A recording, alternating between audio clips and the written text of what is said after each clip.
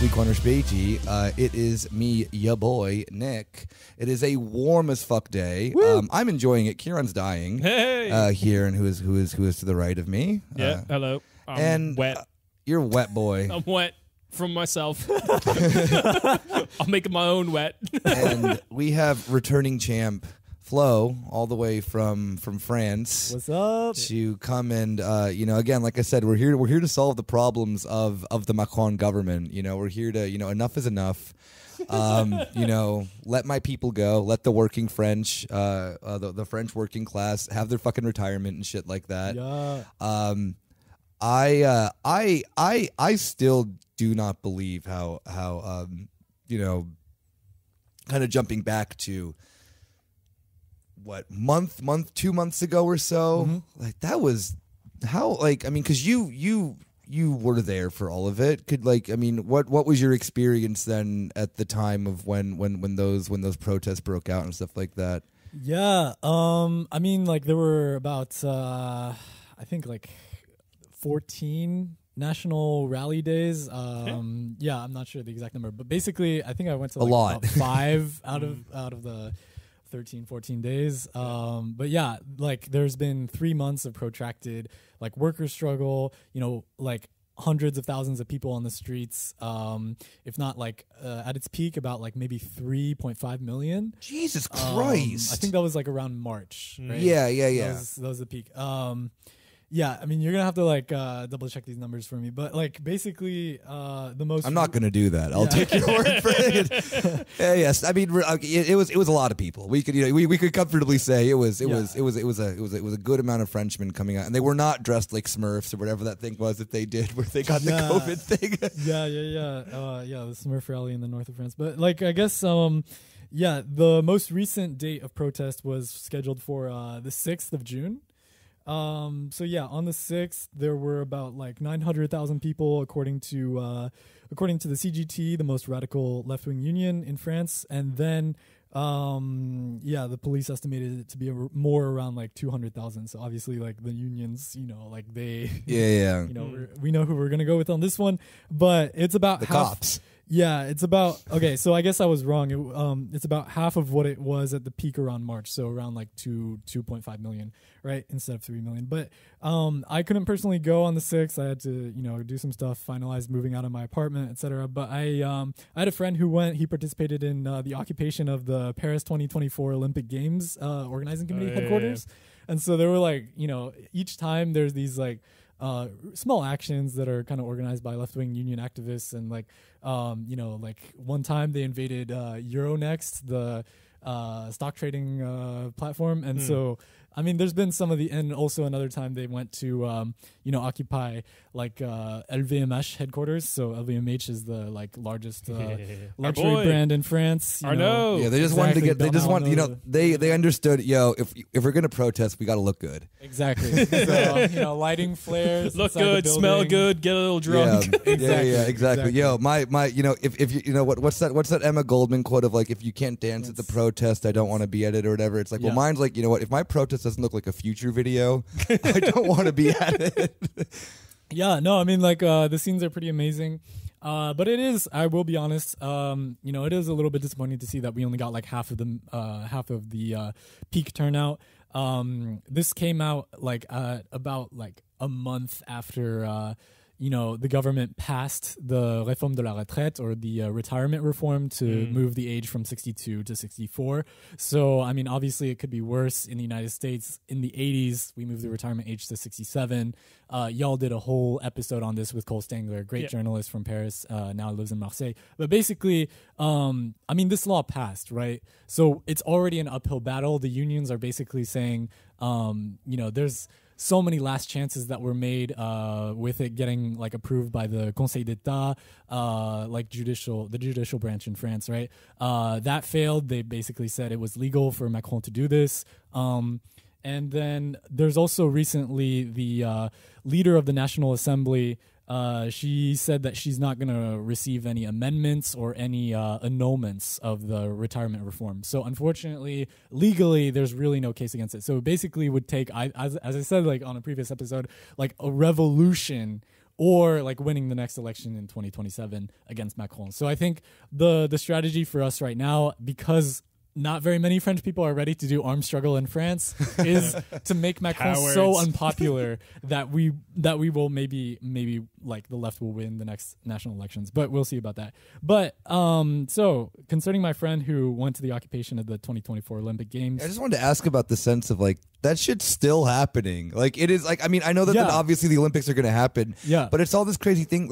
I mean, it's really crazy that then obviously it's just funny that then Macron, being the like purest neoliberal himself, is using the Olympics as like his own personal shock doctrine of like, oh, you know what France needs more of? More surveillance state shit. Yeah, or you know what'd be really fucking sick is if we just like knock schools down in like Saint Denis, which is like to build. I don't even fucking know what. I remember like I remember the thing. Nokia presents sports. Yeah, like, it's the craziest thing of. I mean, because like obviously we see this of then like, you know, the last few Olympics and World Cups and stuff. I mean, like for those who are unfamiliar with the concept of shock doctrine, is like, you know, like the neoliberal concept of that then you use a crisis in order to then deregulate and this and that and that. Yeah. However, then sporting events over the years have become a massive thing. Brazil did this with the Olympics, South Africa, London, you know, Russia, this and that and that. And it's very bizarre because we, at least in my stupid, you know, very, you know, Western Eurocentric brain, you know, you see this then happen in things like, you know,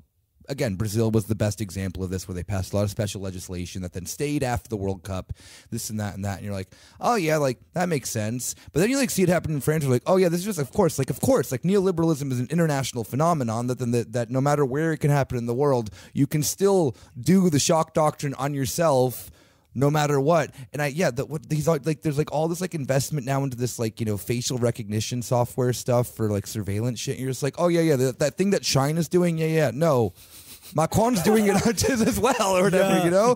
It's so crazy. I'm like, no, that's like, I mean, like, it sounds like him, and I had to like, I'm like, but that doesn't sound good. And I looked up, and I'm like, oh my god, of course he's getting into like the whole like, we are going to use AI to do our own fucking dude. Yeah. Fucking volocopter. Yeah.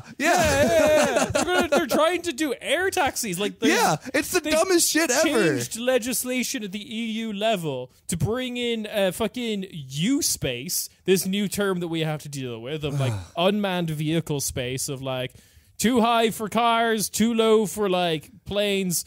I love this, the idea that the best that our imaginations could go is like, yo, what if like Europe was like the planet of Coruscant from Star Wars? Yeah, but but you're forced to use Quant instead of Google. Like, it's just that. Goddamn Quant. Did you know Velt's search engine on its website is powered by Quant? I bet it fucking is. Yeah. Europe. So how have then like these like, what is then the sense? I mean, because obviously there has been resistance from particularly in connection to you know, the workers' movement and stuff like that, in connection with the anti-Olympic Games. No, but it was also that then there was what was it, the retirement age stuff. Also, there was stuff that then was coming out also then too in solidarity with the anti-Olympic Games stuff as well, around that time of that people would come on the street, protest and this, and then also kind of like remind everyone like, oh hey, yeah, this is still happening, you know, like this is like Macron is doing, he's doing like the shock doctrine in Paris, so that then these billionaires can come in and you know, have their way with Paris and ruin a city that then's already mostly ruined to begin with. So I guess you're right about like this. One of the major slogans of some workers was that we will have no Olympic Games if the retirement reform is passed. That was it. Yeah, exactly. Yeah. So basically, I mean, anti-Olympic Games activists will say like, okay, well, we shouldn't have the Olympic Games anyways. But it's to be honest, I think it is an uphill battle. It's probably a lost battle because we're so close to 2024. Yeah, right now. It's next year. Like it's gonna happen. But and a lot of stuff has already been built. But basically, I mean, you're right about the global security law that was passed, I think, in like 2021. They really like included a lot of like parts of the law that would allow drones to have like way more facial recognition capabilities and stuff like that. So you're definitely right about all the security efforts that are going to be in place for next year. Sorry, I just had to had to look this up, because ever since I don't know how many years ago, my favorite part of the Olympics that I've always enjoyed is the mascots. because no Oh one, yeah. no one's made one anyone likes in years. Yes. Okay. Our Olympic game mascot for next year is a clitoris. I mean, look at it. It's a Phrygian cap. Oh, okay. You know what? It's a Phrygian All right, cap. I like that it looks like the little ghost that Cutter had for the World Cup.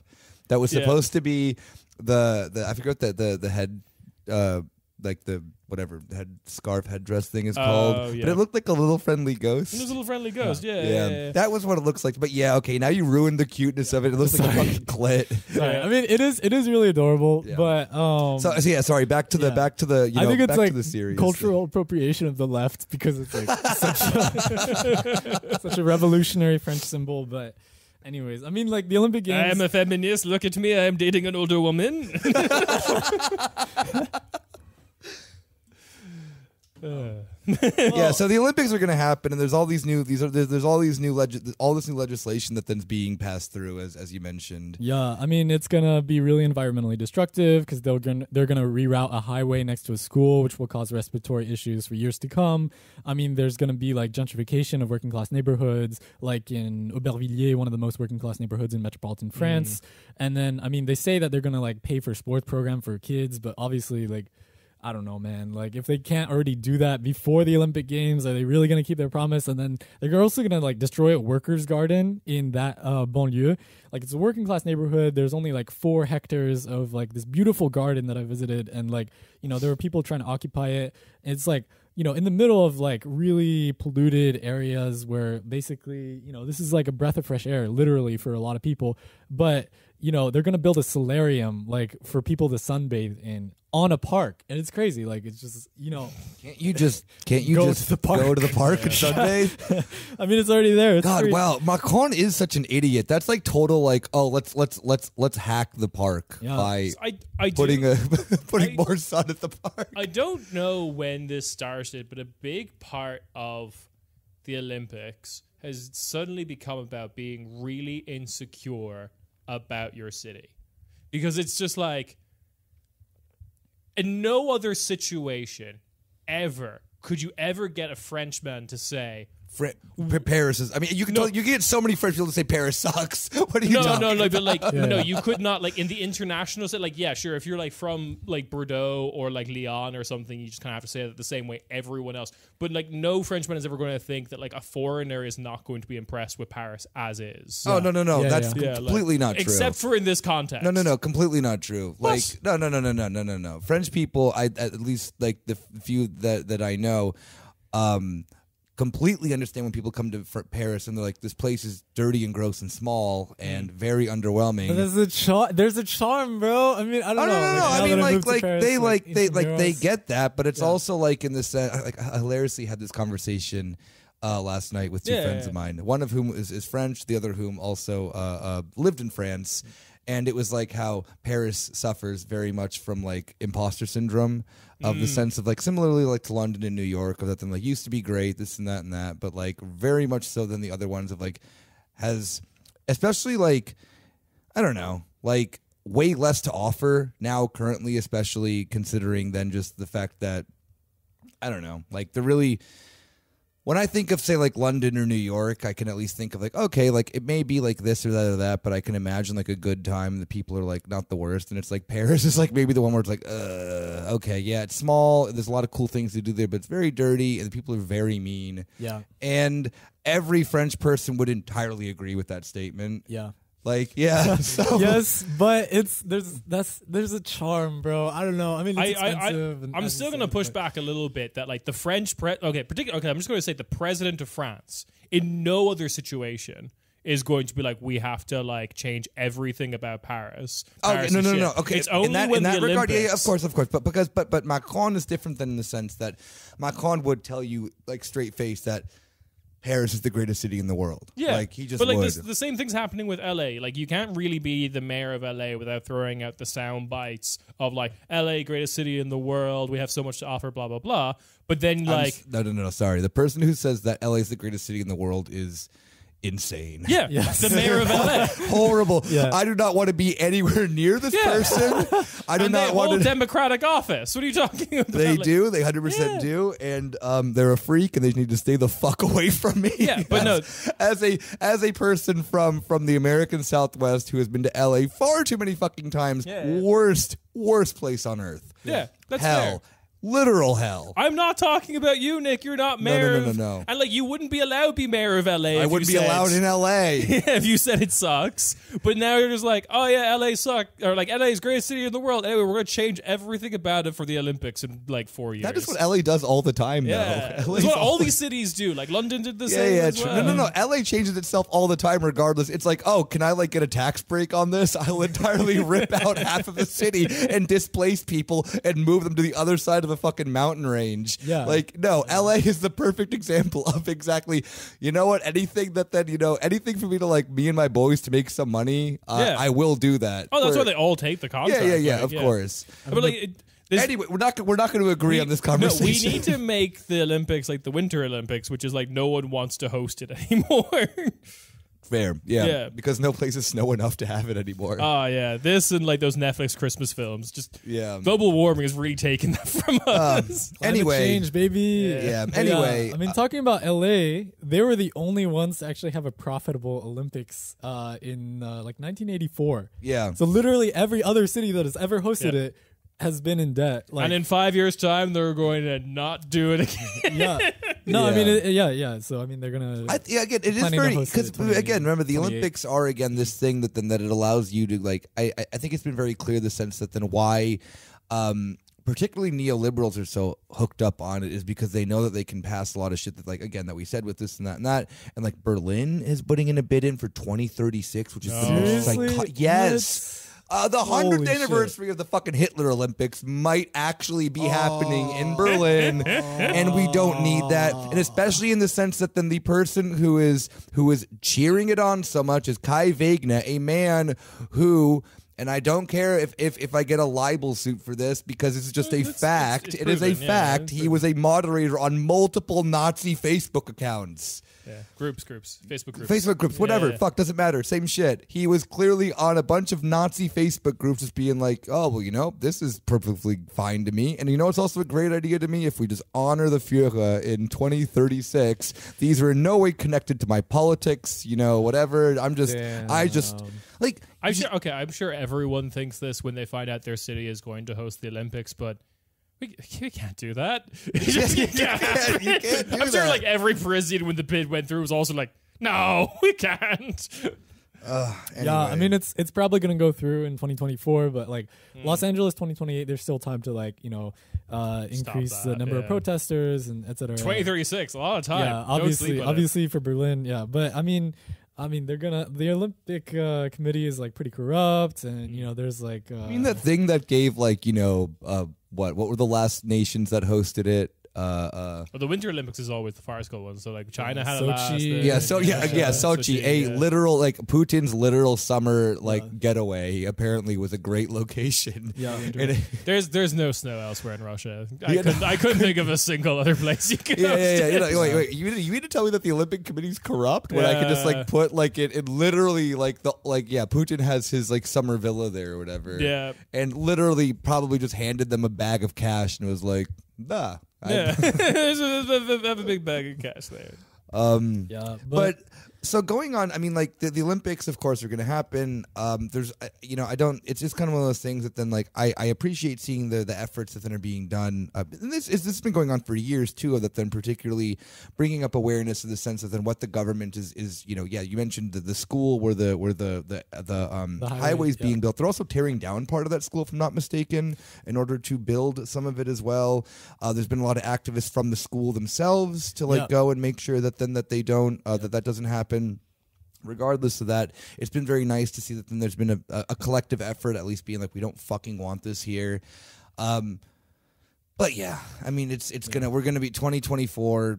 We're gonna be, you know, I mean, I never watched the Olympics anyway because, to be honest, those aren't real sports, even though they are very much real sports. But you know what? There's no the only real sports are baseball and soccer. And yes, I'm going to call it soccer. Nothing else matters. And if you can do a kickflip, you're a professional athlete in my book. That's it. Just like the idea, just like Olympics opening ceremony. Macron announces that like all of France is going to call it soccer now. Yeah. Immediately killed. It's like, right. That's the thing that then that's the thing that gets Macron executed publicly as he changes the name of football.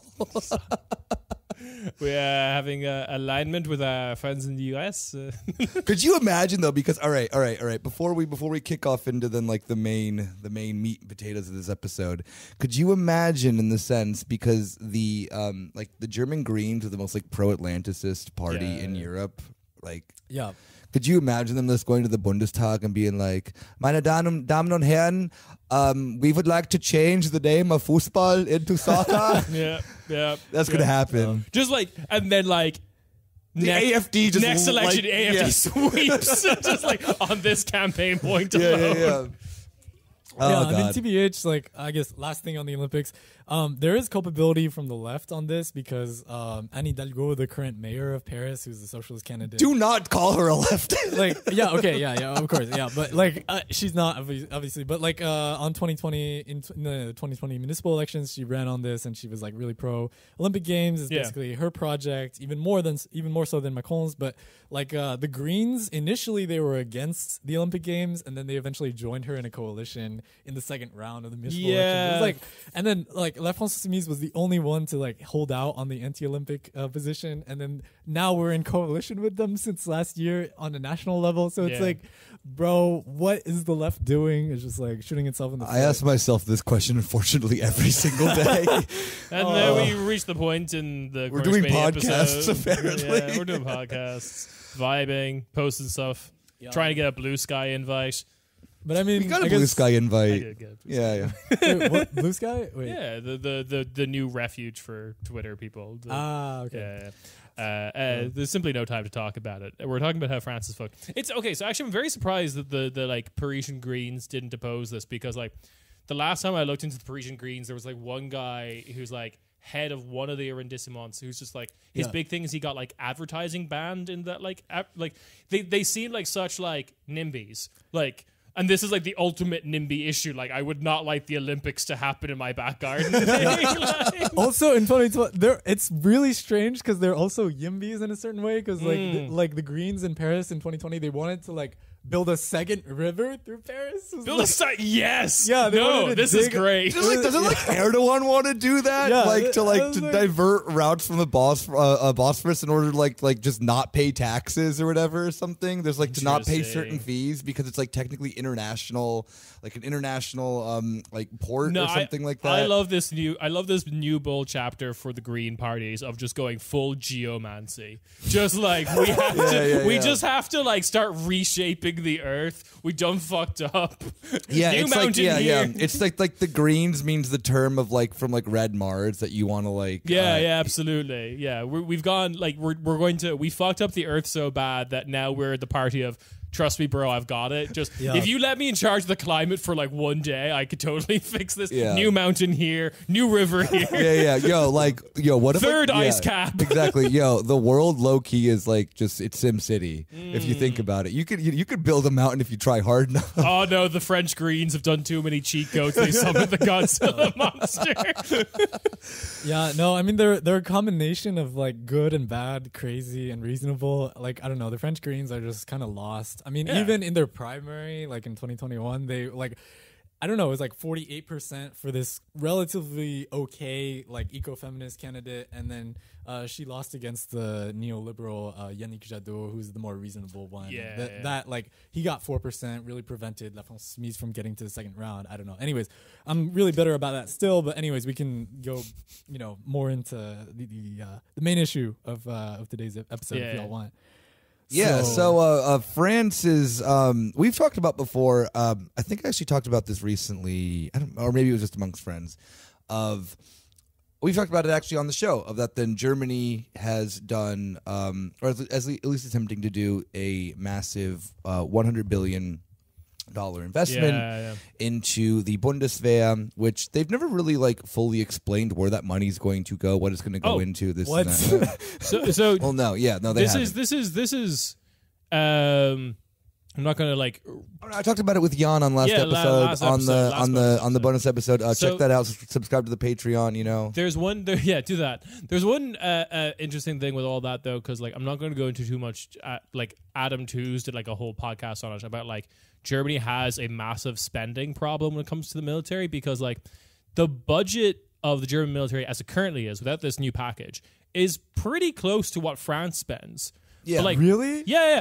But it's mostly consulting. But like what France has to show for it, like if you go like the amount of bullets each country has, and then divide that by the budget, like France is probably spending like €1 per bullet, and Germany's probably spending like €16 per bullet or something stupid like that. Like we are wasting money. Like France like is a genuine military power with like fleets in the South Pacific or whatever, and Germany is just like, I don't know, just advising the worst people in the world of how to do heinous shit. Yeah, exactly. Yeah, so Germany's like, a surprise. We're talking about defense spending, all right? Oh, yeah, absolutely. But yeah, no, Germany's is primarily done in like, when Germany's invited to go join on like NATO missions and whatnot, they mostly just send like consultants. Yeah, like France sends like a great equipment or whatever, like a bunch of troops, and absolute psychopaths and shit like that. And then Germany just sends like one guy in a suit.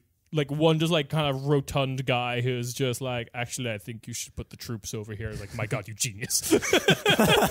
Yeah. Thank you. I will buy another house now. They did a lot of stuff of like consulting within like the new Iraqi military and stuff like that. They did a lot of consulting with like the Afghani military. Like they, hilariously enough, the country that is obsessed with consulting is also obsessed with military consulting. And of course they do arms dealing, but that's the thing too, that is not done in government spending, because those are done with different forms of Rheinmetall and stuff. Yeah. Those are different trade deals that then obviously are done. A lot of just kind of sometimes it's not done with government spending shit either entirely. So but Germany, we've talked about in the sense is spending money on their military. 100 billion apparently is going to be going into that. But France is also deciding that they want to hop on this game too, and the reason why we actually have Flo here is to kind of go through, and you've broken down a lot. I've looked through the notes, and it is a lot to go through. I didn't even like bother reading through half it, 'cause I'm like, you know what, you're going to be telling me this, and I'm going to it'll be much nicer to hear it fresh and respond to that. So could you give us a little overview then of what is then this plan? Because when you mentioned this to me a month or so ago, I could not find anything about it. I mean, I didn't look in French because I was, stupid. But there is very little about this spending plan that I can, even Googling it in French is even quite hard to do. So what is going on with the French defense spending, and should we be worried? Because I am, no matter what.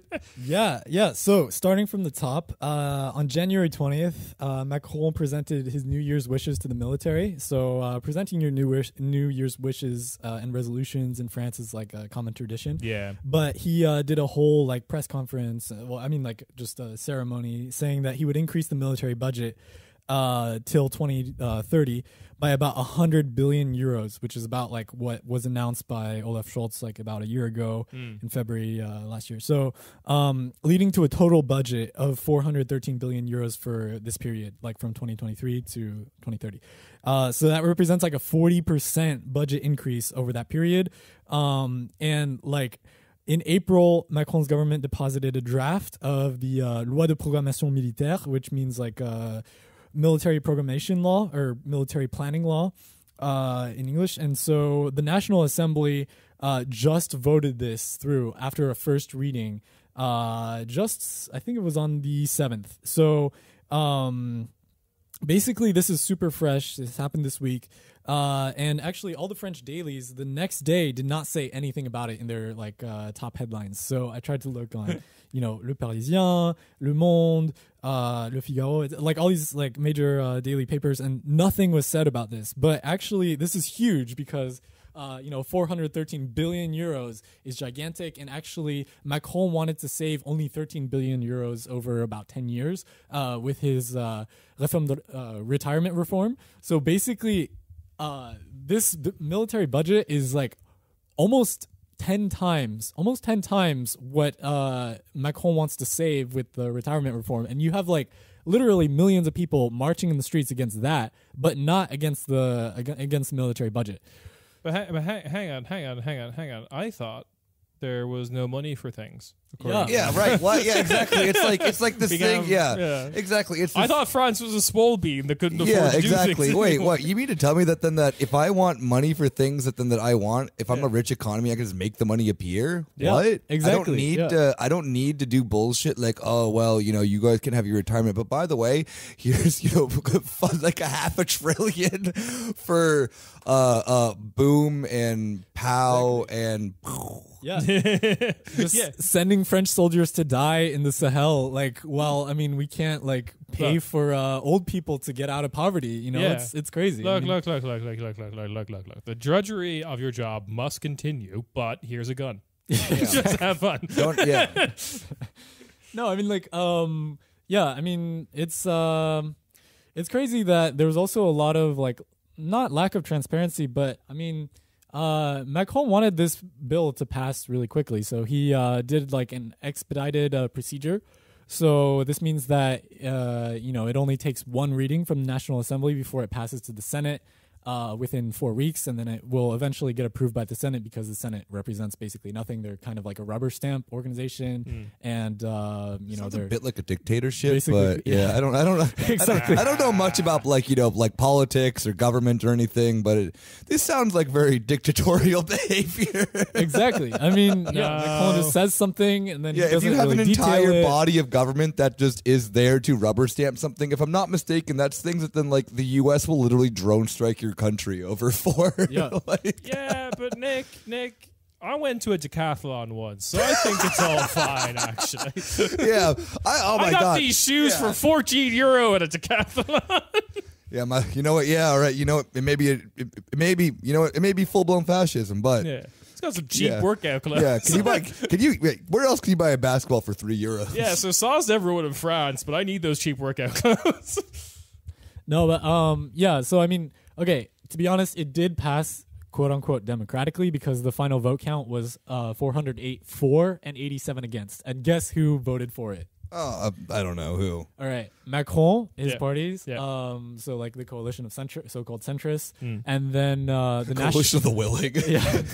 And then interestingly, the National Rally, the quote unquote right-wing national opposition, right, the far-right opposition of Marine Le Pen, and then the Republican Party, who was initially against it, but they made so many amendments that they eventually got satisfied, and they, flexed their political muscles and said, okay, well, we're relevant enough because we made so many amendments on your military budget that we'll finally pass it. That's the craziest thing to me as well, too, that then just like, I mean, because we've had you on before as well to talk about the sense that there's been these like continuous concessions to the right, that then Macron has always then marketed himself of like, oh, no, I am the bulwark against them. Exactly. This and that. Exactly. But it's like, I mean, they vote the same on everything all the time. It's not even the sense that then like we've talked about then like the like election, like leading up to the election. I think who was it? His interior minister who started being like, oh, we're more hardcore on immigration and Islamism than the far right. Exactly. So it's not even in the sense that now it's like the rhetoric. It's like the actual fucking voting and I mean, but it's always been that, of course. It's just like to the fact that then like, all right, hold on, but this is the guns and militarism and shit like that. You guys like that, right? We'll do anything that you fucking want so you guys can like vote onto this. And it's just like, you know what? I mean, I know that we harp on this to the sense that it's this international phenomenon that then like liberals cave into the right more often than not, but it's like it's right fucking in front of you. Yeah. Like, it is literally continuously over and over and over again. Like these people are not going to save you.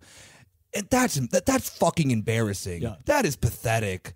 What a bunch of just oh, it's gross. But yeah, please go on. For sure. I mean, even a couple of weeks ago, the far right and Macron were united in basically lowering the budget for social housing, or at least like I think they oh hell yeah.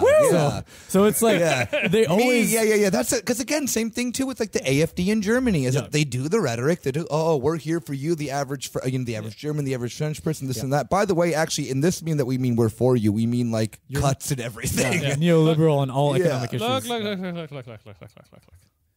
You don't have a house, but here's a gun. Every time. It's like America. Yeah.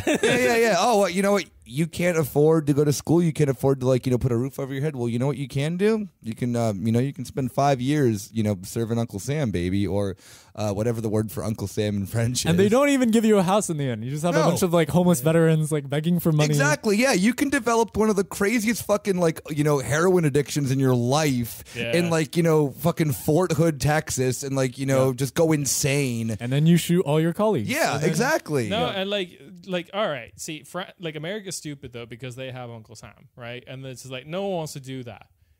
But a woman with her boobs out. Now we're talking, maybe. Maybe I'll go do heinous shit in West Africa for a woman with her boobs out. Damn, bro. I mean, you know what? You know how many young horny men in the U.S. would give into that military propaganda so quickly? Just a bunch of sexless men. Yeah, my name's Kyle. I served 2 years in Iraq, and I'm a Gaullist now. Yep. All right. So, okay. So basically, the budget next year for the French military will be 47 billion, and by 2030, it'll go all the way up to 69 billion. Haha, that number's actually not funny when you add that billion at the end of it. Yeah. But obviously, I mean, it's far from the US's over 700 billion. I mean, you can't compare, that's upon the throne they sit, dog. They're just living pretty. I mean, the U.S. has 40% of the world's military expenses, but I mean, France still has a really large military and it's extremely interventionist. So it still means a lot that, we passed this huge military program law without any public discord. Biggest in Europe, right? No. If you count Turkey, then yes. Okay, interesting. Well, no, Turkey's troops. But I think no. But it's also with military spending as well. Turkey spends a shit. Yeah, Turkey's in 2 active wars currently. Yeah. Well, we have to pay off people to stop them from doing all those coups. Wait, what are the active wars against Kurdistan and then Syria and Iraq? Yeah. Oh, okay. Yeah. And then a bunch of other NATO stuff. There's Turkish troops in Kosovo now. In Kosovo, Afghanistan. And North Africa, too. Yeah. Oh, and also, as well, too, Libya is one of the largest one of the largest things that Turkey is invested in as well. They feel really shafted by that, don't they? Yeah, the UN forces in the northwest, right? They really resent that, I think. Okay. Yeah, that's why also, too, Somalia as well, Turkey was helped a lot with that, too. Yeah. And Turkey gives a lot of military and humanitarian aid to Somalia, which is why what's her name in the U.S. who's from Somalia? Ilhan Omar. Ilhan Omar met with Erdogan because of that. So there was a big thing from a bunch of right wingers she's meeting with a dictator. It's you guys would actually agree with Erdogan. I'm just voting for We're Christian literally Erdogan. in a military fucking alliance with Erdogan. Yeah. It's ethnically cleansing Kurds from how dare Syria. she meet with Erdogan as I vote for the Nebraskan equivalent of Erdogan? Yeah, exactly. To be state governor. If I could have I'm voting for the American this party's called the Base. Yeah. They seem pretty cool. Yeah. I'm voting for good old-fashioned American name Recep Erdogan. But he owns a Ford dealership. Yeah, no, I mean, it really, I mean, I did, weird, that was one of the things that then I did understand why, of all people in the world, that she would meet with him, because, Turkey gives a massive amount of humanitarian aid to the country that she is from.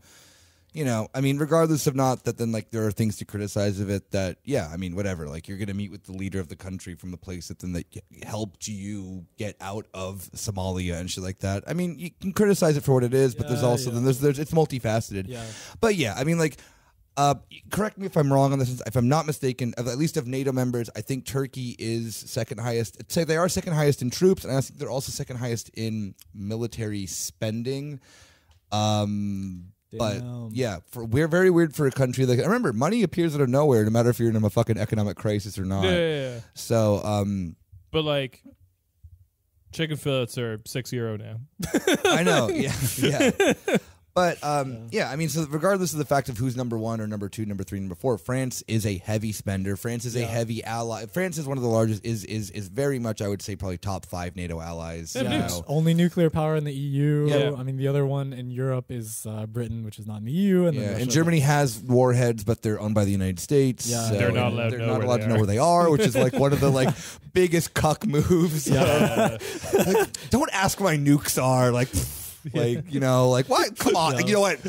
Again, I thought you know what? This is about trust. You know, you're asking me every time where my nukes are. And you know what? Like, see that big grain silo over there? Yeah. You know, I don't know. Maybe it could be a nuclear it's just silo. a warhead with grains. Come on, no. Don't, come on, we come on. You just want to sit and watch Tatwa, don't you? Come on, They just keep putting Tatar in front of them. Like, ooh, look at this. I've got a preview of Tatar on my phone.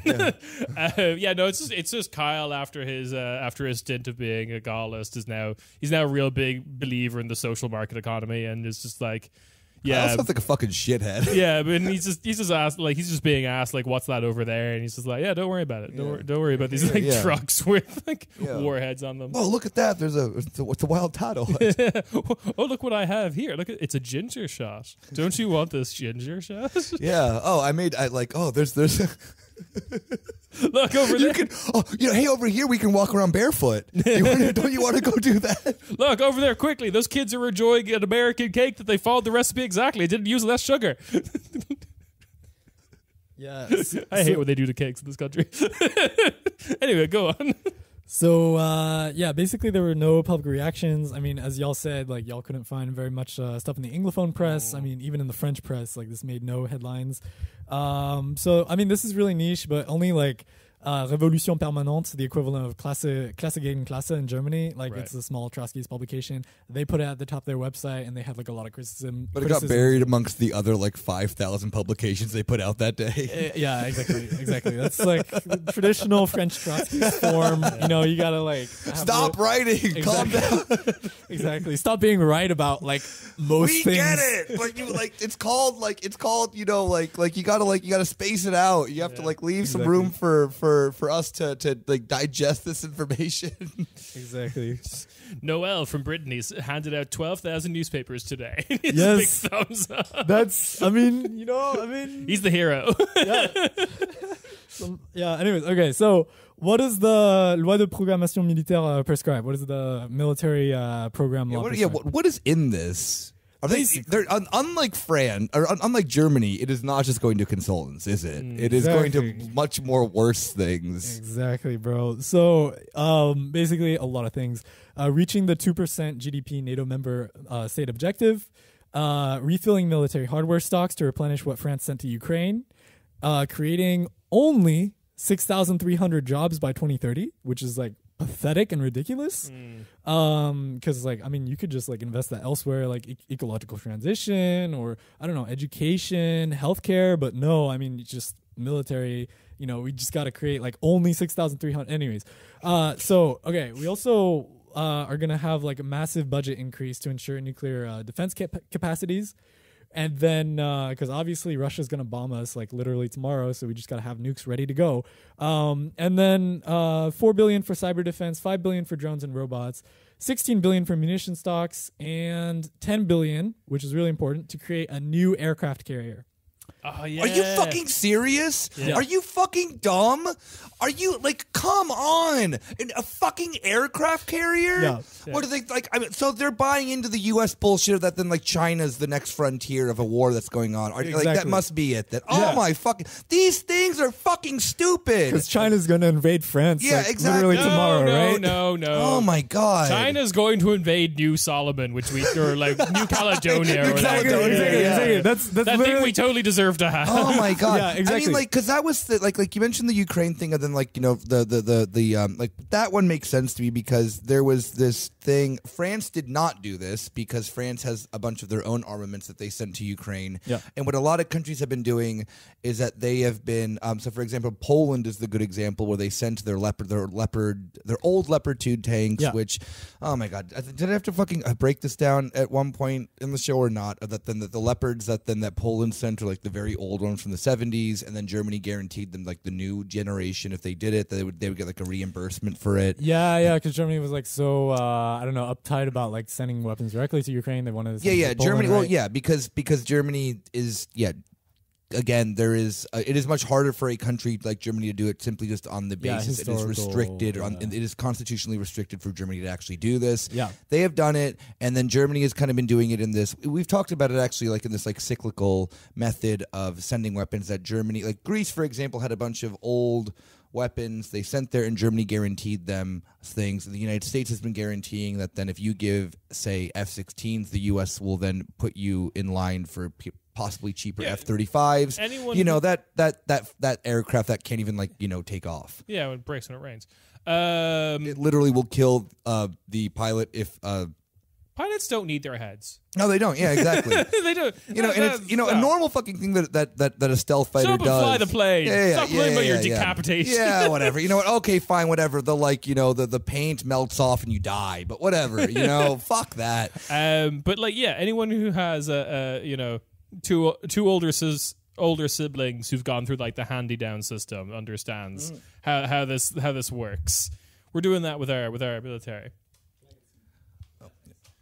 But yeah, it's like there has been this program in smaller countries that then don't have as big of arms industries as, say, Germany, the United States, France. Though is one that then is forgotten about. UK, BAE Systems. Yeah, which is BAE Systems is a massive factory in Arizona, by the way. Really? Yeah. It is one of the ones that my representative Kristen Sinema proudly lobbied for to make sure that they stay there. But yeah, there was for other countries. Why countries, say like Poland or Greece or something like that, were so quick to get rid of their equipment was one, of course, because Poland more so than Greece had this, a much more readiness approach to supporting Ukraine, also because they just really don't like Russia, but they wanted new guns, this and that and that. France, on the other hand, has a massive arms industry like Germany, and sending weapons, while not as restricted by legal boundaries like Germany is, for sure. was also then something that they were sending from their own supplies. Yeah. So there is now then the sense that then France, at least from the sense that then like the bit that I could find about this was about the Ukraine stuff, that then they are simply there's the replenishing of these armaments, but what exactly is because like France also tried to send tanks and they didn't want them. Yeah. So, like, I forget what it's called. It's this very silly looking tank. France. Leopard. What? Leopard 2. No, France was actually trying to was trying to be in the bid for like getting you. So instead of Ukraine taking Leopards, it was APCs. I believe so. Arcus APCs. Yeah, it was some, but they're like very bizarre looking, and they're very like they're not like they're beige. Yeah, but they're also like a bit like more nimble and quick than the Leopard is, which is, like. Again, this is fucking military nerd shit. Against, say, something like a T-90 or a T-72 or a T-63, a Leopard is a much more comparable thing to where, like, these weird small French tanks can't really, like, go up against them. Yeah. Now, are tanks used that way? That's a whole other different thing. Are tanks even useful on the battlefield? We have seen that the Ukraine war has shown that they are kind of really not. But France put in this bid. It didn't really be that successful, but France has still then been one of the largest providers of arms in every other regard to Ukraine. I mean, they're still a NATO member. I'm assuming that then as well that France is also using similar munitions to other NATO members of like a 5.56 and stuff like that, which then now Ukraine is probably having this very weird problem of then having like old Soviet stuff, which is on complete different standardization of things, and then also, not old NATO, old Soviet things, and then new NATO things that are on complete different things as well. But a lot of like what exactly then is this connection to that? Like, so is France building new tanks? Are they putting new research into them things? I got something exactly on that point. Basically, there was an amendment adopted during the course of 2 months of debate for since April for the Loi de Programmation Militaire, to increase orders of Jaguar and Griffin armored personnel cars. That's it. Yeah. Those two are the ones that they sent then. Yeah. Yeah. So because I was not sure if like we sent tanks. I mean, we're gonna have to like double check, but like basically they want to replenish the stocks of APCs, 38 Jaguars, 92 Griffins. And yeah, France produces a lot of APCs. I know that we sent Ukraine like Arcus APCs, but basically, I mean, like we need I think like the French government says that we need to replace our stocks, right?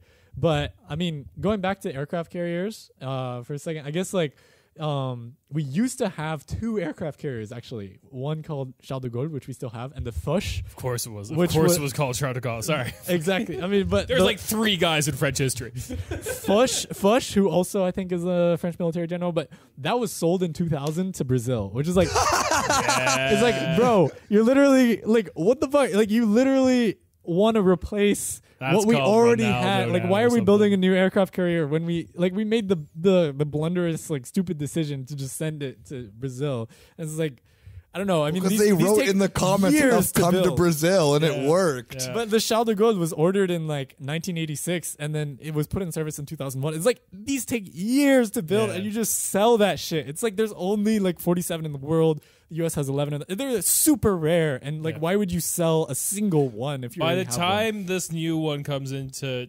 operation? Macron will be dead. We'll all be nuked. It's fine. Yeah, exactly. Yeah, I would like. It will just be the roaches and one French aircraft carrier. Yeah, exactly. I'll actually, you know what? I will take refuge in the incomplete aircraft carrier. That is where I live now. That's like my hideout, and like me and my friends hang out there. New squat. Yeah, my new squat. Yeah, social housing's gone. We've been pushed out of Paris. Check out my Olympics. check out my fucking like whatever was it? How many billions of dollars? What, 10 billion that was allocated just for that? Check out my $10 billion new crib, dog. If anarchists weren't so afraid of being filmed, I would so watch squat cribs. In an aircraft. Yeah. That'd be so great. I mean, there's like that anarchist squat in Denmark, right, where they occupy like a former military base. In the center of Copenhagen. Christiania. Christiania or whatever. That's pretty cool. Christiania, yeah. But okay, so like the LPM military program law, they want to also double the number of reservists by 2035, and they were thinking of proposing national universal service, which is like going to be, putting school children into basically military propaganda classes for a couple days, maybe a couple weeks, like taking out school days straight up so that they could do this and, get recruitment, etc. But thankfully the left opposition kind of like made enough of a fuss to get rid of Why is Macron doing things that like only a person who would be winning by like North Korean numbers should be doing? Like these are like, for a man who is barely winning elections, don't be like, you're a little bit too much on your high horse. That is fucking insane. He and loves especially doing messy stuff. I know that he loves doing messy stuff, but it's like that's just hilariously, I mean, given, all right, like someone like Trump could suggest that, and I would we've mentioned before, I would say on a couple occasions I feel that like their personalities are similar and whatnot, but that's like about it. I never realized that Macron was such a freak for this type of shit. And the mandatory military service thing was something that then I also came across recently too. I was like, huh, that's dumb. But I think that was my only reaction to it until realizing in the sense of like, wait, like what the fuck does like what does he like think is like what does he think, I guess, is then the sense of what France needs to become? Because France is never like, I mean, mandatory military service for a country like Germany existed because it was on the border of the next world war. There was like the possible threat that then like the Cold War, or not, sorry, the Iron Curtain is literally at our doorstep. Mandatory military service came in the sense that then like, yeah, okay, the Bundeswehr is just like a NATO proxy sort of thing, and they knew it. Yeah. And if anything were to happen to Berlin or anything were to happen to Germany greater, a really interesting show about this, if anyone's seen this or not, is I think it's called like Deutschland 83, so like 83 or 85 or 87. It's one of those. Oh, it's a spy show. The very first season of it, which is very good, is about a kid who is a spy for the GDR who goes and like Yeah. Okay. and it has a lot I've to seen, do with like this. the trailer. Yeah, Deutschland 83. It's big in the It's 83. Yeah. Isn't it? I think it's on Amazon Prime for if I mean I'm not I think everyone in the world it is. Yeah. So you probably can find it somewhere. It's a very good show, and it's about this type of spy stuff. And again, a German production, that one of the rare ones that's done well. And it talks about this, like, I forget what the operation was called, which was a real thing about what happens if East Germany invades West Germany, and he prevents this like false alarm thing from happening, which is like it's basing off its sense of a real event that actually did happen, that there was like a computer error that then the Soviet Union was nuking the West or some shit, and some guy actually did like show that it was fake or whatever. 1984 Soviet false alarm incident. Yeah, exactly. Yeah. So it's based on that, but it's like, what if it was in Germany, but then there was like slightly turned around to the sense of like a fake invasion. Yeah. Anyway, really goes into the sense of showing that then how like tense these military tensions were. And although, I mean, as being, like an anti-imperialist, this and that regard, it's like there are things I can like understand of like in that regard of like, okay, you have East, West, this and that. That made sense. France is, I mean, like, unless we're afraid of getting invaded by Belgium, bro. Yeah, like it's like what is then because the thing that then's so confusing to me as well is that then like where does Macron see themselves like geopolitically as well? Because there is like Macron does these very bizarre things where I have to like bizarrely applaud him in one regard, where he's not hyper hawkish on like China, or like Germany is doing this thing of like, oh, we'll do whatever like the US says, and it's like we are going into possibly one of the dumbest wars ever, and Macron is like being more level headed, at least on the surface, and being like, maybe China's not, worth getting in all this trouble for. Maybe there's worth doing dialogue. But then what's happening then behind the scenes with this regard? Like, so he got in trouble with the French press and international press, I guess, like for saying that, Taiwan is like, I don't know, like we're not gonna meddle with China and Taiwan. Yeah. But like he said the internationally accepted thing, which is that Taiwan is not an independent country, which is literally the position of the United States and every NATO member. Exactly, which has been working for like literally decades, and there's not been war in Taiwan since. But anyways, I think that we have 1,450 troops in New Caledonia,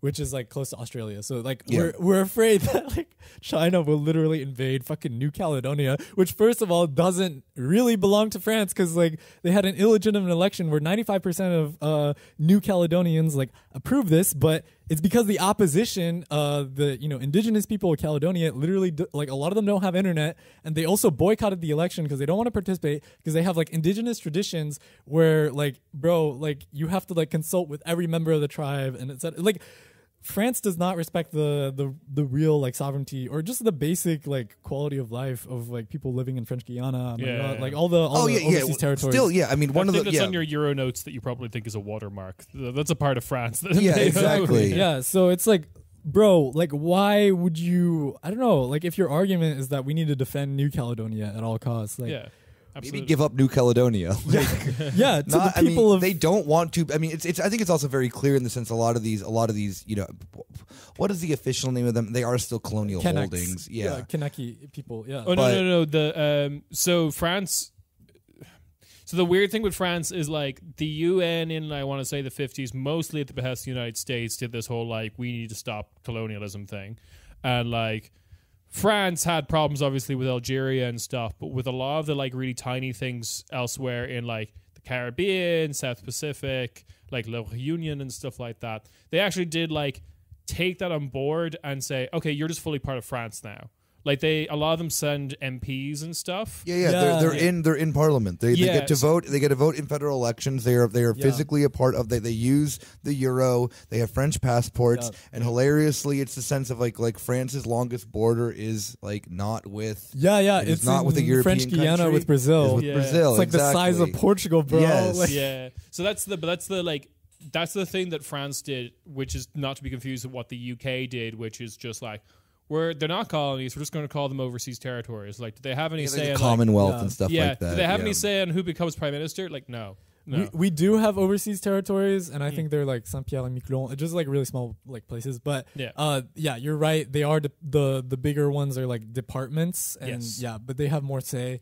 But I mean, still, like they vote pretty like far left. Or I mean, like in the case of like Guadeloupe in the last presidential elections, they voted far left for Mélenchon, radical left for Mélenchon in the first round, and then everyone got super angry when Mélenchon didn't have a chance, so they voted far right, which shows like that Macron is not doing enough to like take care of the quality of life of people. Like the United or left, not abroad, sorry, like, the United left people's like primary candidate, the person who ended up winning that kind of weird farcical thing, wasn't she from Guadeloupe?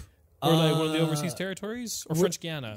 Wait, you mean like the deputy from that department? Yeah. I think they have like both French Guiana and in Guadeloupe. I think they do have like a left wing candidate. Or like but like remember the people's primary thing they tried to do, where like Taubira, Taubira. I think she's from one of the Antilles islands, like Guadeloupe or Shit, I'm misremembering this. Martinique. Yeah, Martinique. Yeah. So either one, but like no, I mean she was actually ranked very low on. I mean, a lot of people. She's like popular in public opinion, but I don't think that she like even in the public primary, like she didn't really get very high on the list. But yeah, so it's this really weird situation. So the thing that I want to say about all this though is like, to understand Macron, I still kind of come back to basically everyone bar maybe La France Insoumise is just Gaullism. Like Gaullism is just like very embedded in France. So, and that really comes out with Macron's foreign policy, because it is just kind of like a lot of the same heinous shit that America is doing, but they really just kind of want to do it by themselves. Yeah, and I mean, TBH. They handed over Mali to Wagner. Like, let's just like, I mean, like, not that then it's the sense that then that like, you know, France was doing anything good in Mali, but it's like those talks that Macron had with Putin were, okay, one part in the sense of, you know, trying not to do war, but they were so that then that they can negotiate, because like, what, a week later, boom, France is out of Mali, and then who's taking it over? A fucking just group of like the most brutal mercenaries on earth. Yeah. Like France did that bad. Yeah. What about like they couldn't take out what like 400 insurgents or whatever the fuck it was. Like it was an insanely. I mean, not that I'm not over that I'm, 10 years. Over 10 because the every analysis I ever heard was just like they're just serving their own interests. They don't seem to be doing anything about what is it, Boko Haram in that neighborhood. Yeah, like, and Germany joined them too. I think there, it's JNI or like local Malian jihadists. But I mean we like. We can do that would be a whole episode on Opération Barkhane and like everything that we've done in the Sahel G5 region, G5 region. But I mean, we could definitely like, I don't know, I could definitely come back on the pod and do something later. But just in general, like the mini series on France is fucking evil.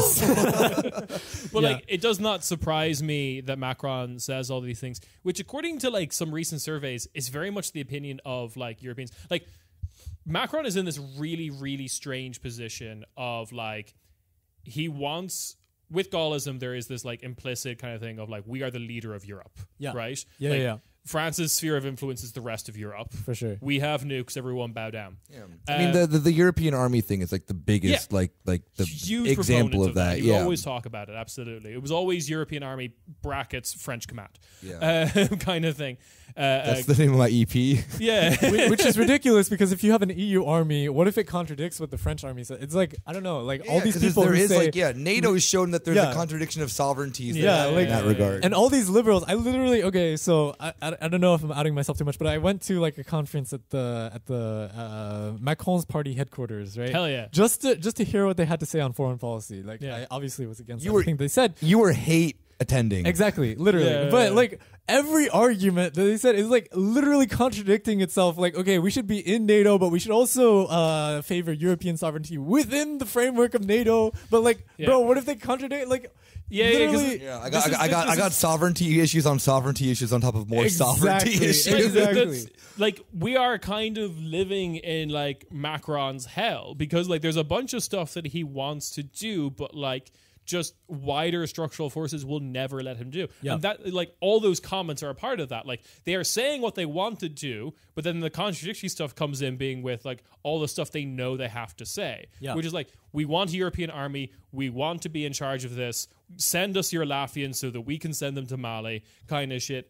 But then we also all know that it's political suicide for us also not to say, but also we respect and love NATO. Like even though realistically, if the European Union collapses, I'm going to put the money down. I probably won't see it happen, but I probably put the money down that it's probably going to look like France pieces out first, and then tries to start tempting in like Belgium, Italy, Spain. Join my new thing. It's called Freto, France NATO. And then it's just like a million like Lithuanian Kyles just in the South Pacific being like, I love New Caledonia. I've got to defend New Caledonia. Yo, bro. Like we're kind of like the Forest Brothers if you think about it. Yeah, but for Caledonia. That's kind of what Georgia does. It sends like thousands of troops to NATO operations, even though it's like it's not in NATO, right? I mean, it's an observing member. Yeah, they're trying to get into it. They're trying so hard. Senpai exactly. Yeah. But I mean, like, sort of Serbia does the same thing. Like we forget about that. Like every country except for I think Belarus in Europe like participates in these things. Yeah. You know, like regardless of. I mean, I can't think of a country that then is. I mean, also like Japan participates, Australia. I mean, these are like NATO is. You know, NATO's everywhere. NATO's kind of a mindset if you think about it. You know. But then the thing that also gets really kind of like shitty or like what I can imagine is quite infuriating for like a Macronist is like the wider public kind of like agrees with this. There was a study recently done by the ECFR, which I fucking hate. Their methodology is bullshit, but some of their findings are really interesting. One was like, okay, one of the weird contradictory things that I found is actually since the invasion of Ukraine, Europeans have actually gotten more in favor of decoupling from the United States. Weirdly enough, like everyone thought they were going to have slashback, but it's a very small decrease of like in favor of that opinion, but it is happening. And then the other thing was just like they were asking like European, there was like 11 countries, East and West, North and South, and they were asking like opinions on like what do you think we should handle in China, and like Europe is very kind of on board of just like we will trade with China, we are not getting involved in that shit. They're like, whatever they do with it, like inside China, I'm sure I would hate it, but I don't live in China, so fuck it, I don't care. Kind of thing. Like, well, they have money and stuff. We can trade with them. It's fine. They don't want to get involved in these foreign conflicts. When asked about Taiwan, they're just like, no, I would not go to war over Taiwan. If they get invaded, I guess that sucks or whatever. But like, speak for yourself, bro. I would live and die to go to Taiwan and just like I would take the first fight bullet. the entire Chinese military. Yeah, like, I will fight. Yeah, I you know, being you know in the most traditional sense of a European leftist doing the most counter-revolutionary position against the, you know, whatever. I don't fucking know. I will die for...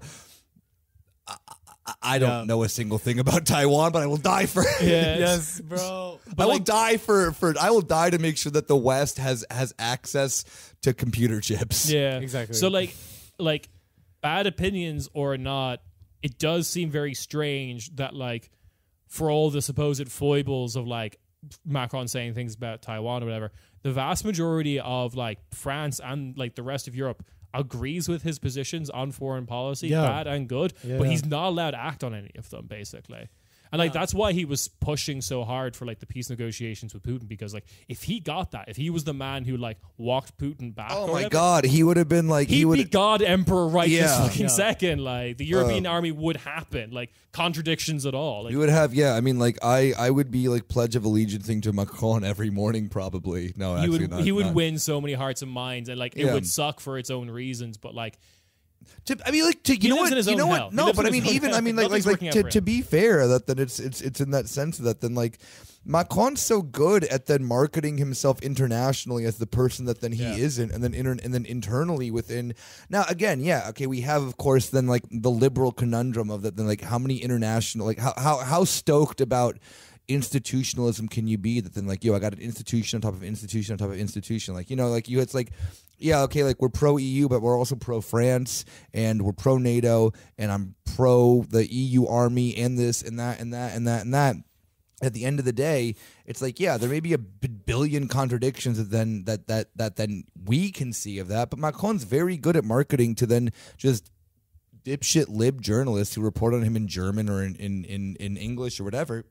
That like, oh wow, yeah, okay, maybe the like China stuff recently he's been getting a little bit of backlash from in like, American media and a little bit of like German right-wing media because, Springer Verlag is chaotic and they just want blood no matter what. Politico was out for him. Yeah, because because it's literally run by a man who wishes that the borders of Germany were like, bigger. The bad ones. The bad ones.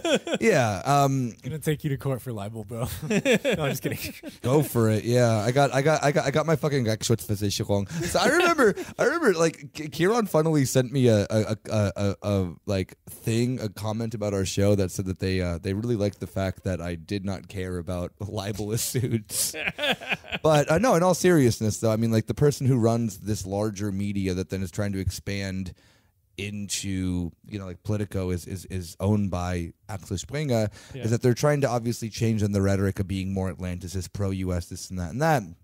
And Macron, hilariously, is like kind of like can sometimes become their like enemy of the week in that regard. But at the end of the day, they're not going to be like anti-Macron, because they can still find, all right, well, whatever. He's a little kooky about this, but at the end of the day, he's our boy. I think as soon as like the respectable kind of like Les Républicains style candidate shows, it's like actually pokes its head out of the woodwork, they'll just fully go in for that. Yeah. But in the meantime, Yeah. But actually, getting back to the script, I mean, that's like exactly what I was going to talk about next. The Republican Party initially were basically generally in favor of the Loi de Programmation Militaire, but they said that they would oppose it at the very beginning due to a lack of clarity. And essentially, they wanted to like basically be relevant, right? I mean, they got how much are we going to fuck up in Mali? Yeah, I mean, exactly. I mean, they got like 4% in the last presidential election. They wanted to, show that even though we only have a couple of deputies, which is much less than their historical height, they wanted to flex political muscles and say like, okay, we're going to make a bunch of amendments and then we're going to accept it. So most notably, they basically said we want to label the 13 billion euros that were earmarked for nothing. Because Macron didn't specify where 13 billion euros were going to go. But actually, so they got an amendment to say where that public funding was going to go. As true conservatives, they want to make sure that there's efficiency in public spending. So they used the exact same tactic that like Friedrich Merz used in the Bundestag for the 100 billion. He's like, I like this, but I want to know where it's going. Yeah. I mean, which goes to show like social democrats and conservatives, at the end of the day, they're all the same. But interestingly, the National Rally was almost completely inaudible on the LPM. So Marine Le Pen and the current party secretary general, Jordan Bardella, they made virtually no public statements about it. I couldn't really find anything on social media, but their one guy who's on the Commission for Military Affairs, he analyzed the LPM. He said that like Macron's military budget increase goes in the right direction, but it's not enough funding. So, oh my God, if they were in power, imagine it would be like 700 billion. Exactly. Yeah. France just buckles up. It's like, all right, fine. What the U.S. does? What was the last U.S. budget for the military? I think it was like 840 billion or something like that. It's like, all right, 1 trillion euros. Yo, beat that. Let's go. Every island we own in the South Pacific is now officially an aircraft carrier. Yeah. Sorry. Yeah. Go on. So basically, okay. I mean, like going to the left wing parliamentary opposition. To be honest, I was disappointed with what the left did. I still have a lot of friends in La France Insoumise. Do some.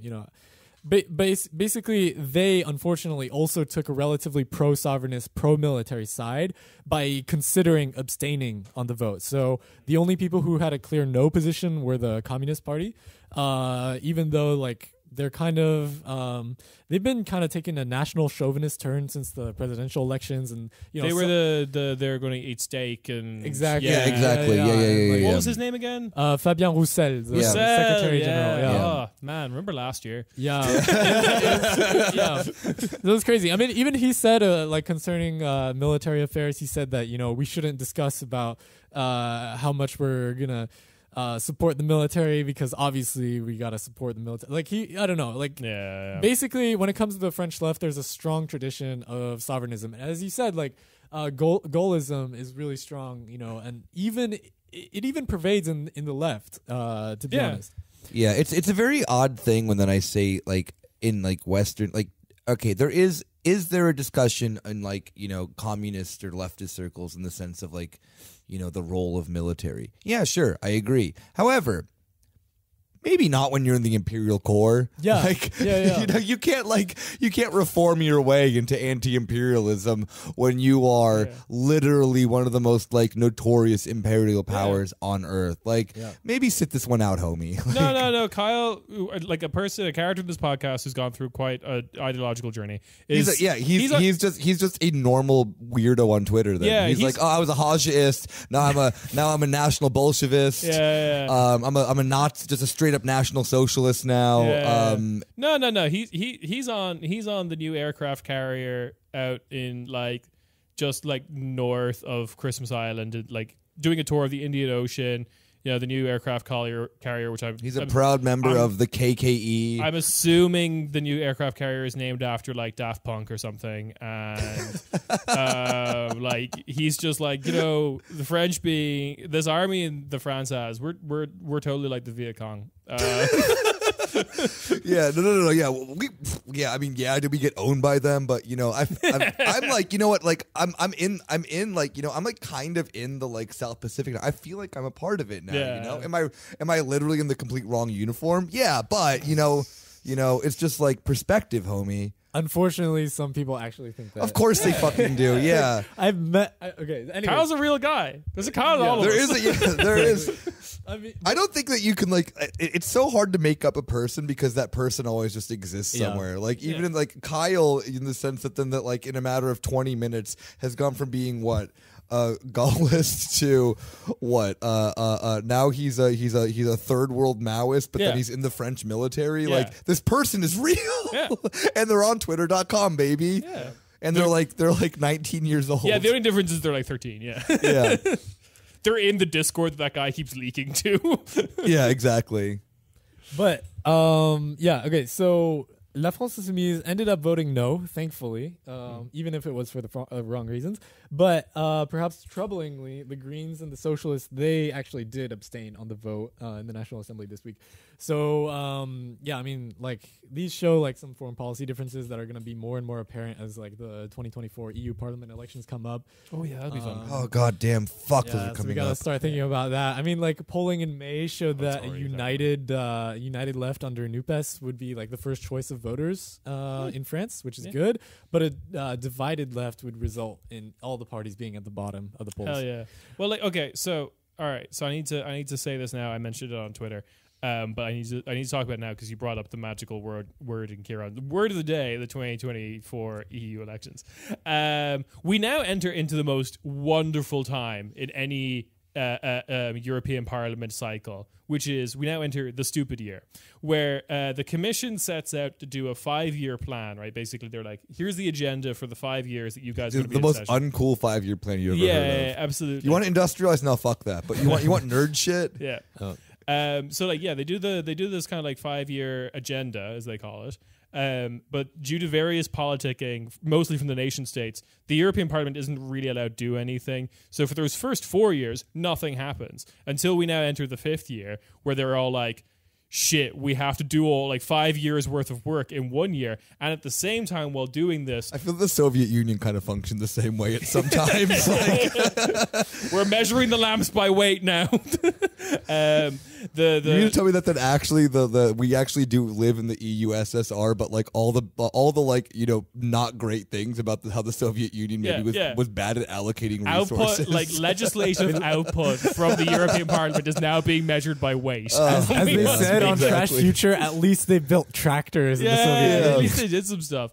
So like, okay, while this stupid year is happening though, where they're trying to do 5 years worth of stuff in 1 year, at the same time, all of these people in the European Parliament are looking for shit to put into their sizzle reel so they can get re-elected for a kind of a job that most people don't really understand what they do. Yeah. So it's that's how I'm gonna get out of unemployment. I'm gonna get elected into European Parliament. Let's go, baby. Make 6,000 euros a month, baby. Dude, I would go so fucking ham. Yeah. That's like not that much money when you think about it. That's what? That's like what 60? Like what? We're doing the Pro podcast. I would totally spend money. That's why the vice president of the EU Parliament had to get bribes from Qatar, bro. It's like that's like what 72 grand or whatever. Like before taxes. Nick- That's like in the United States, not enough money to live in like Phoenix. Oh man! Holy shit! Oh But in man! Berlin, I'd ball. Yeah. Oh my Real god! dystopia. Real dystopia Nick's moments. gonna run on a campaign for European Parliament of I'm going to make Cuttergate look like a fucking. I'm going to do such unbelievable corruption. Open door policy for every Azerbaijani official who comes by. Yeah. I mean, like, do I like you? No, but will you give me money? Sure. I'm not going to do it. Yeah, But yeah. Look, you're just going out saying like Renzi shit of being like, yeah, the new Renaissance is happening in Riyadh. I fucking forgot about that. He said that. Wait, what? Yeah. Mario Like Renzi.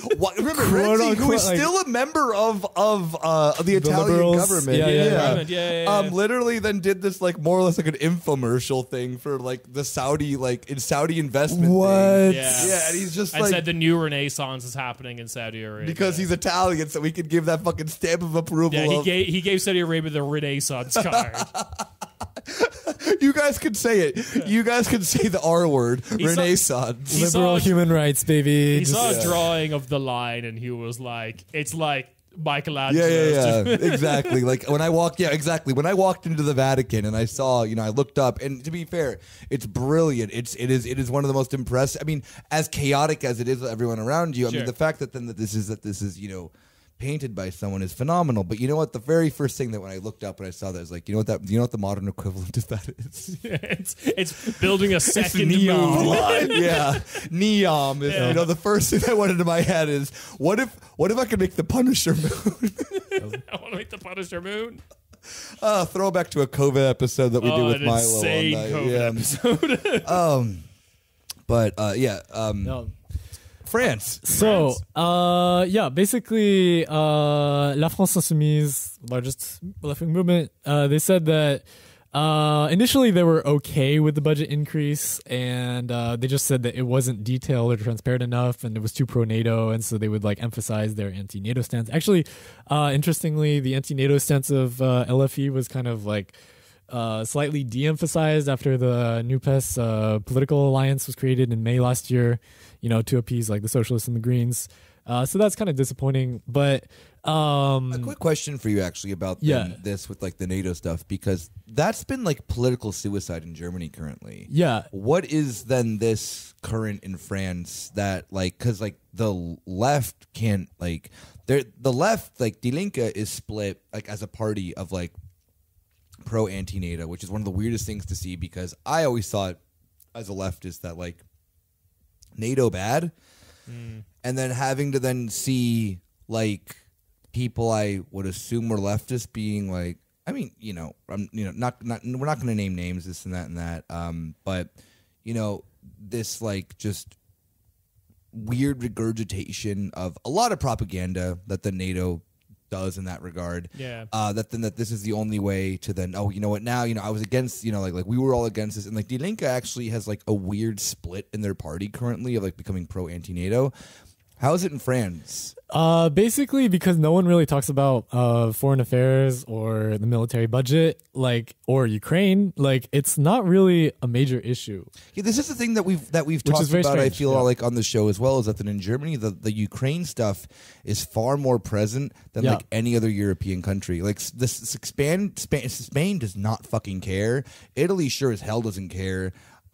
France also it seems is not a lot of discussions about everyone has to be kind of pro-Ukraine, very loaded term, what that means or whatever, but that a lot of that was directed very explicitly at Germany. I think there was this fear amongst the wider Atlanticist West or whatever that Germany was going to be the one that would not get on board with this, because polling actions of politicians and stuff show that going concerns about who's more going to be apologist for Russia, countries like Bulgaria and Italy and Greece are much far going concerns of there is more kind of support for that kind of thing than there ever was in Germany. But also Germany's just economic leader of Europe, so Bulgaria can just say that they love United Russia Party or whatever, it's GERB, they probably would, but it doesn't matter because it's Bulgaria, it's not Germany. Like, yeah. But I mean, like France is again, like the second largest economy in Europe, and it's just it's very interesting seeing that then even that discussion. Not to go too heavy into the Ukraine stuff because we are not the war podcast.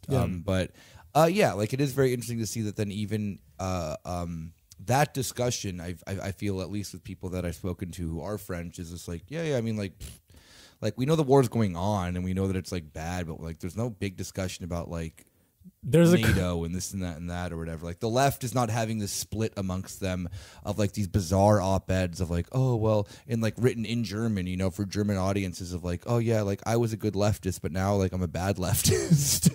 I mean, that's not the title of it, but you know what I'm saying is that then it's like there's still like a clear defining thing of that then that you can like. There is an explanation for this. So in Germany, there's been about like 1 million Ukrainian refugees. In France, I think it's about like 200,000. So it's like significantly less. Obviously, Poland, like, you know, increasing its budget to like 4% of its Poland's GDP. Beyond stoked though because they get to like kill Russians. They got like 10 million over the past 2 years, I think, Ukrainian refugees. Yeah. But like it's like they're closer geographically in terms of like the effects of migration, etc. But also like in the French media, like there was so much around retirement reform, around national issues, around like the presidential election, and, you know, like national issues, obviously, because they're more understandable to most voters, like Ukraine kind of fell off the radar for a lot of voters. And so that really explains why France or the French public doesn't really. I mean, it's also a post-COVID world too, where we're having then these like the reality is then when the economy stops.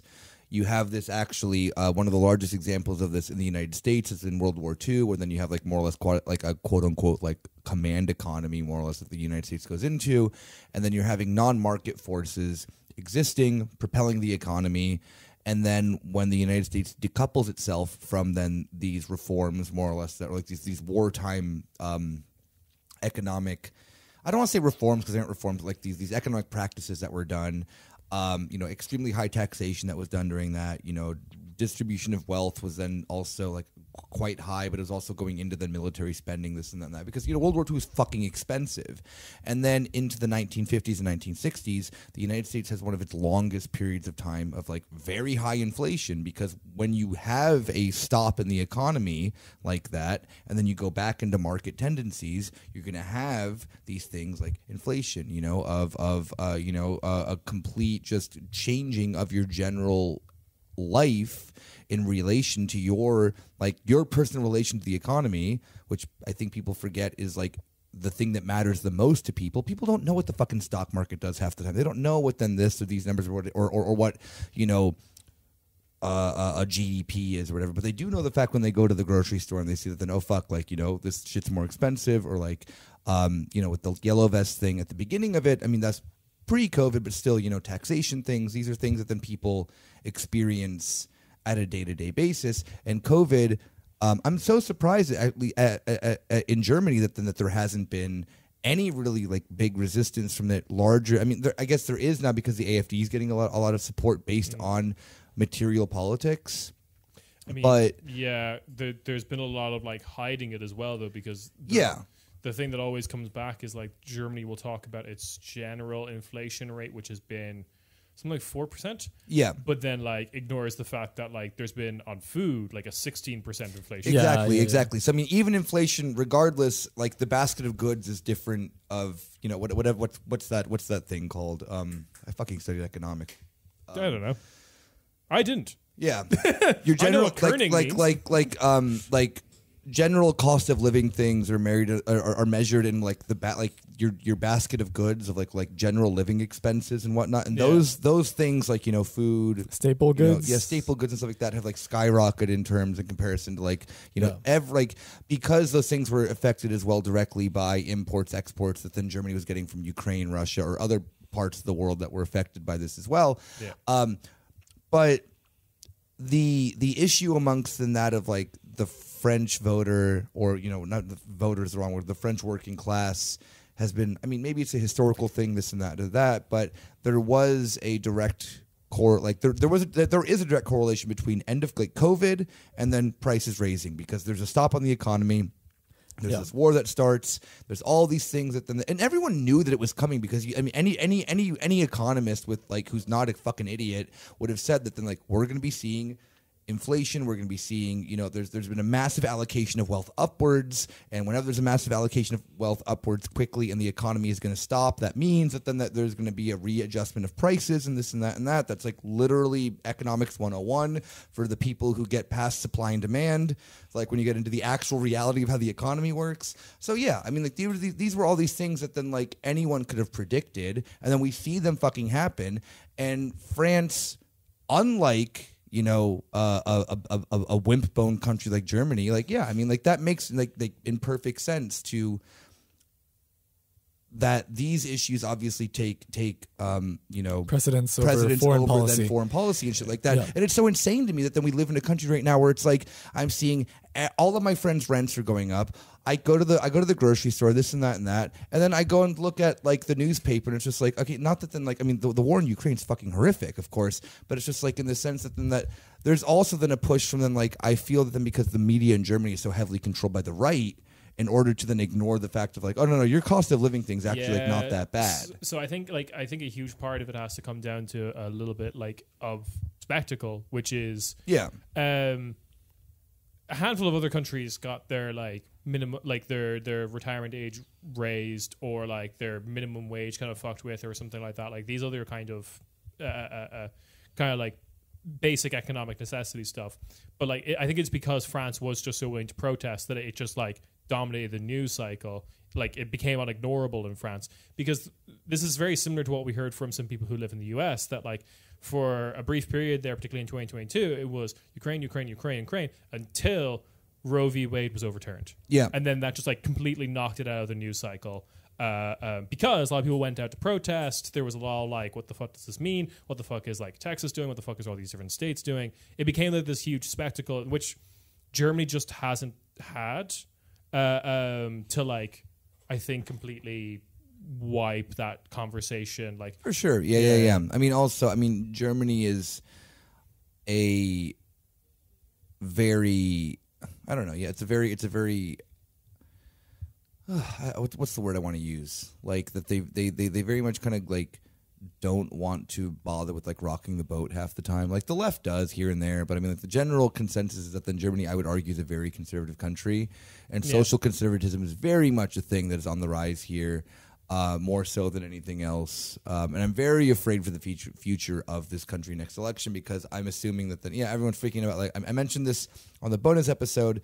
I'm not afraid of the AfD winning. I'm afraid of the CDU and the FDP forming like the worst coalition known to man. And we'll see on local levels the Philadelphia coalition. Who's black and yellow is Pittsburgh coalition. The Wiz Khalifa coalition. Yeah. And I do think that there is some truth in the fact that we will see some like they call them Barbados coalitions, which is so fucking dumb, of a black, blue, yellow coalition of then like the CSU, CDU, CDU, AFD, and FDP. But you on local, really think that's a possible coalition on local on smaller governments? 100%. Okay, yeah, absolutely. That's actually super fucking good. Yeah, exactly. It's like these are the things shit. that like there is a general consensus of then like the media is already so far right wing here that then it's like gonna probably fucking happen because Germans are gullible. The big one that's actually happening now, but hasn't turned into a media spectacle just yet, but it's coming, is how the average public opinion on like of Germans about like climate change is really fucked up. Yeah, like a lot of them are just like there is just like we've gotten to the point now that has kind of like let sit and bake in this petri dish for so long, but we have like a huge contingent of Germans who are just anti everything environmentalist, everything green, to the point that it's become like a weird culture war stuff that it's always kind of like been. And this is just like, and this is like becoming their modus operandi. Like the last Berlin election was basically like, I want to fuck my car, was like the entire like point of that election. Yeah, like Kai Wegner literally promised to make more parking spaces here, which I'm sorry, like they were literally traumatized by Friedrichstraße being pedestrianized. Yeah, Like they were like, we will not have another Friedrichstrasse, and like that was their like 9/11. That was their 9/11. But like, okay, getting back to the no. It's because I mean I could like and there's an easy segue there that then it's like okay so. In the sense that then, like, I'm seeing these things that then of France doing something about then, retirement policy, this and that they went to the streets. Germany can fucking, pass, any psychotic law, and people, like, protest for one day, and they're like, well, we did that. So, like, there is very much a different attitude towards it. What is then, like, how is then the reaction from then, the left been on then the uncoverings of this military spending bill and shit, because that's a lot of money, and that's a lot of money being allocated into things that then one are either completely stupid and useless, or two is being allocated into things that then France trying to like still cling on to these like bizarre these bizarre like delusions of them being this like former colonial power. Like France is very influential. Macron is very influential. France is very influential as an economic power. And yes, there is an argument to be made about how that is still post not even post colonial, but like neo-colonial stuff. This and that. Sure, fine, whatever. We're not talking about that here. The military aspect of it is very like on the nose of that. Then like what, whether it be France, whether it be Europe, whatever, we're all in this for a common goal, which apparently is that then more military babies coming in Europe. Yeah, and that's bad. So La France Insoumise, they published like a counter program to the military program law, and they said that basically the previous military program law had a bunch of objectives that could not be met, and so they complained in this counter program that, like, for example, we plan to have way more Jaguar armored vehicles by 2030, but actually this target has been pushed back to 2035, and it's like a complaint, as if that's like not good enough that we couldn't meet our own military objectives and make more APCs, and it's crazy. But like that kind of language, like pro sovereignist, pro military, pro like having a strong fighting force that will be able to defend France, that unfortunately is still very strong in France. And I think it's different in the German left, or at least in the far left, or like especially like in the US or British left, where criticizing the military wholeheartedly is really accepted. Even like, for example, Democratic Socialists of America like want to decrease the US military budget by 50% at least, which is, I mean, okay, it's the US, so it's exceptional, but like that's like it shows a little bit of okay, so DSA doesn't really represent too much because they only have like 4 congressional candidates, right? But at least they're making like strong claims, even if they're so small, right? La France Insoumise, they're actually like basically okay, so I joined a subcommittee on the international affairs part of La France Insoumise a while back, and like I remember asking a parliamentary deputy who deals with international affairs for the movement about what he thought about like Macron's military program law in January when he announced it.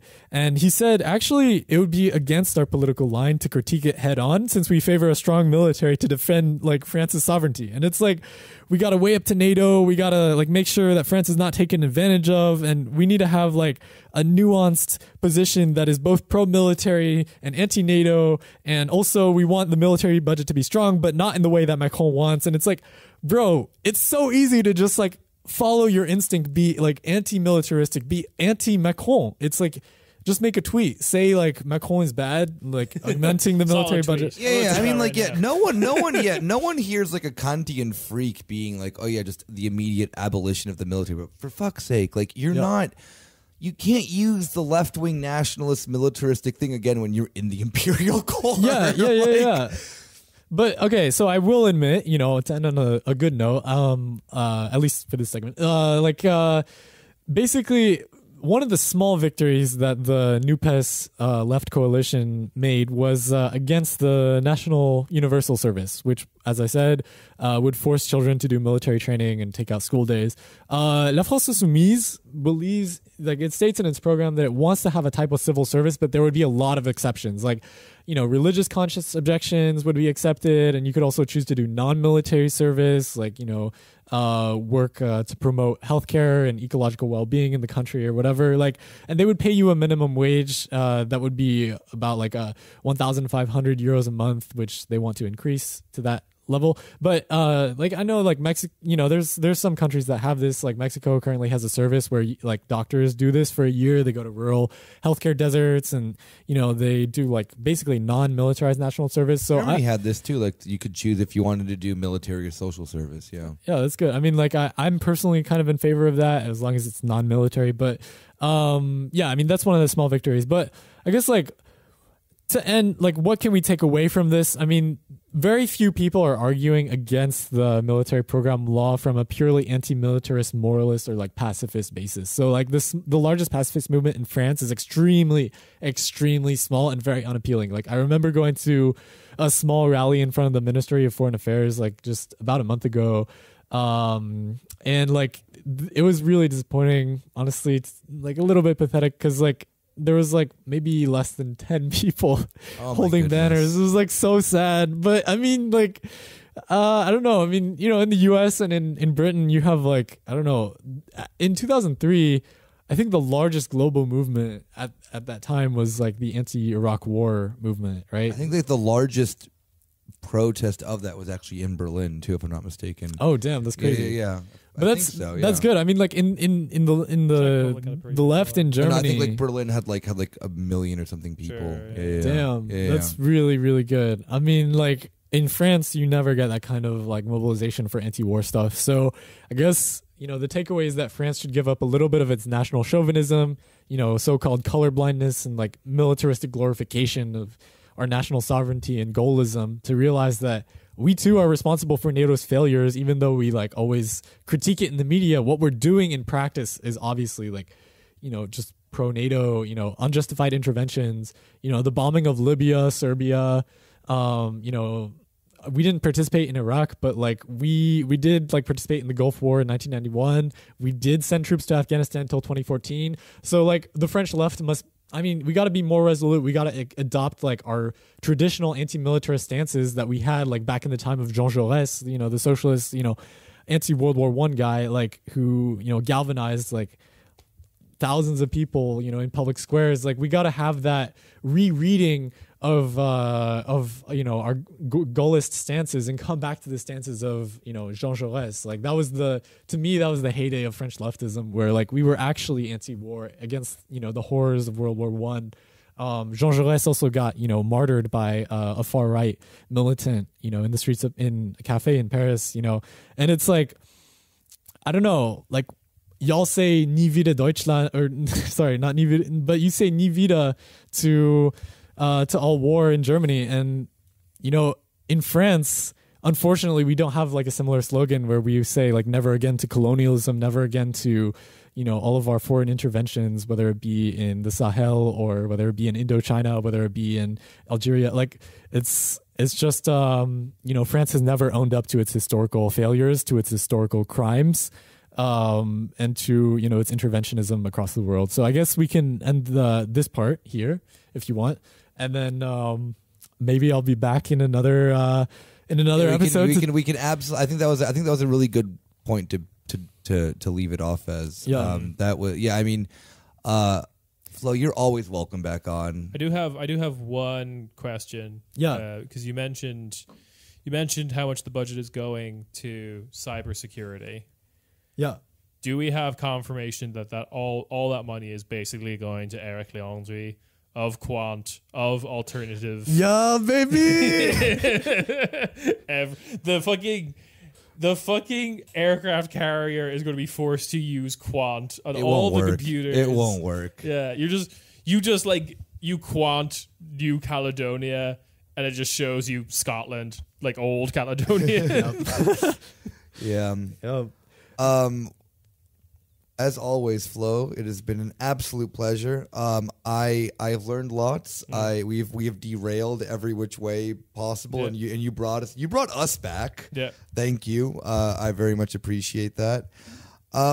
I guess always comes the question of where can people find you, but you're not available. I don't really have an active Twitter or Instagram or whatever, but I will plug the Left Berlin International, the Anglophone branch of Die Linke. It has like basically summer camp with like a lot of like conferences and workshops this Saturday and Sunday, June 10th and 11th. If it's too late, It'll be too late, unfortunately. After the next year, the end of this episode comes out, I guess like next year around June. Think about it. Yeah, just have it in the back of your head, but like just like French bullets in Mali. No, I'm just kidding.